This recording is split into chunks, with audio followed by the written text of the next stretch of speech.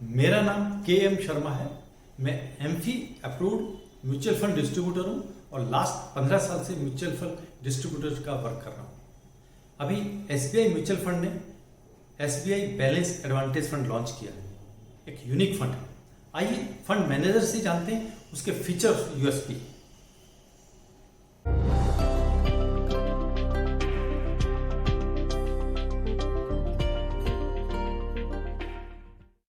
Hello, मेरा नाम है दिनेश बालाचंद्रन। आज मैं एक नए फंड के बारे में बात करूंगा जिसे हम लॉन्च करने वाले हैं। उसका नाम है एसबीआई बैलेंस्ड एडवांटेज फंड।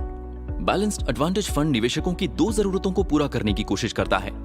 पहला, अक्सर ये देखा गया है कि जब मार्केट अपने बॉटम पर होता है तो लोग इन्वेस्ट करने से कतराते हैं। वहीं जब मार्केट टॉप पर होता है तो वो बेहिचक इन्वेस्ट करते हैं जब वैल्यूएशन बहुत महंगे हो जाते हैं। दूसरा, ऐसे कई इन्वेस्टर्स हैं जो इक्विटी में थोड़ा बहुत जोखिम आराम से ले सकते हैं, पर गिरावट होने पर घबरा भी जाते हैं, जैसा कि प्योर इक्विटी म्यूचुअल फंड्स में अक्सर देखा गया है। बैलेंस्ड एडवांटेज फंड इन्हीं समस्याओं को सुलझाने का एक प्रयास है, जहां इक्विटी और डेट इंस्ट्रूमेंट्स के मिले जुले रूप में इन्वेस्ट किया जाता है। साथ ही हर एसेट क्लास का एलोकेशन काउंटर सिक्लिकल तरीके से बदलता रहता है, फंड के रिस्क प्रोफाइल को बेहतर बनाने के लिए। टैक्सेशन के नजरिए से देखें तो एसबीआई बैलेंस्ड एडवांटेज फंड में लॉन्ग इक्विटी और आर्बिट्राज के कॉम्बिनेशन की मदद से इक्विटी टैक्सेशन का भरोसा मिलता है। इस फंड के पोर्टफोलियो को हमने 3 लेयर्ड प्रोसेस द्वारा बनाया है। स्टेप 1 है एसेट एलोकेशन, जहां हम इस बात का निर्धारण करते हैं कि कितना परसेंटेज एलोकेशन इक्विटी में रखना है और कितना परसेंटेज डेट में।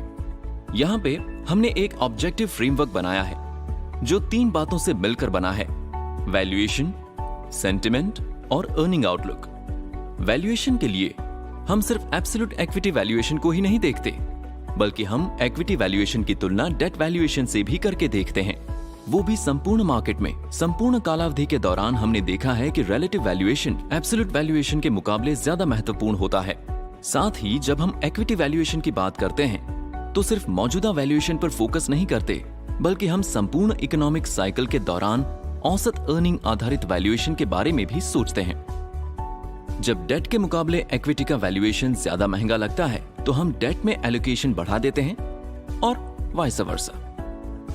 एसेट एलोकेशन में वैल्यूएशन बहुत ही महत्वपूर्ण भूमिका निभाता है, पर मार्केट लंबे समय तक ओवरवैल्यूड या अंडरवैल्यूड रह सकता है। इसलिए एक बेहतर एलोकेशन का निर्णय लेने से पहले हम इक्विटी सेंटिमेंट पर भी बहुत गौर करते हैं। यहां पर हमने एक इन हाउस सेंटिमेंट इंडेक्स तैयार किया है जो अनेक बुनियादी पहलुओं पर गौर करता है, जैसे मार्केट की अंदरूनी हालत, पोजीशनिंग और फ्लो, अंदरूनी सेंटिमेंट। जब इन सारे पहलुओं को एक साथ मिलाकर देखते हैं तो तस्वीर साफ बनती है कि हम फियर स्पेक्ट्रम में हैं या ग्रीड में। कॉन्ट्रेरियन नजरिए से देखें तो जब मूड बहुत खराब होता है तो हम इक्विटी में एलोकेशन बढ़ा देते हैं, और जब मार्केट जोश में रहता है तो डेट में एलोकेशन बढ़ा देते हैं। हालांकि इन दोनों पहलुओं का अपना अपना खास महत्व है, पर जब हम इन दोनों को मिलाकर देखते हैं तो मिलता है एक फाइनल एलोकेशन मिक्स। तो स्टेप 1 में इक्विटी और डेट के बीच एलोकेशन का हमारा निर्णय बहुत ऑब्जेक्टिव आधारित होता है। स्टेप 2 में इक्विटी एलोकेशन में भी हम साइज, स्टाइल फैक्टर्स का ध्यान रखते हैं कि लार्ज कैप स्टॉक्स के मुकाबले small and mid cap stocks में हमें कितना एलोकेट करना चाहिए, सिक्लिकल स्टॉक्स और डिफेंसिव स्टॉक्स के बीच कितना एलोकेशन होना चाहिए, वैल्यू स्टॉक्स और ग्रोथ स्टॉक्स के बीच कितना एलोकेशन होना चाहिए। अपने ऑब्जेक्टिव पैरामीटर्स का इस्तेमाल कर हम एक एक करके सभी फैक्टर्स पर निर्णय लेते हैं। स्टेप 3 में अब हम आ चुके हैं अपने आखिरी पर बहुत ही जरूरी स्टेप पे, जहां हम वाकई में खास स्टॉक्स को चुनते हैं। यहाँ एसबीआई म्यूचुअल फंड में हमारे पास एक अनुभवी एनालिस्ट टीम है जो सेक्टर स्पेशलिस्ट होते हैं और अपने सेक्टर को लंबे समय से ट्रैक करते आए हैं।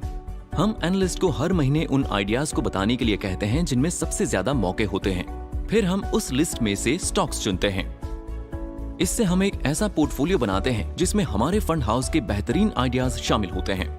जब हम इन सबको एक साथ मिलाकर देखते हैं तब हमारे पास हमारी सोच के अनुसार ऑब्जेक्टिव फ्रेमवर्क और सब्जेक्टिव समझबूझ का एक बेहतरीन कॉम्बिनेशन होता है। हमारे पास होगा इतना दमदार पोर्टफोलियो कि मार्केट के हर उतार चढ़ाव में वो बेहतर कर सकता है। अगर आपके मन में कोई सवाल है तो प्लीज हमसे जरूर संपर्क करें। उम्मीद करता हूं कि आप इस फंड में जरूर निवेश करेंगे। धन्यवाद और अपना ख्याल रखिएगा। म्यूचुअल फंड इन्वेस्टमेंट्स बाजार जोखिमों के अधीन होते हैं। स्कीम संबंधी दस्तावेजों को ध्यान से पढ़ें।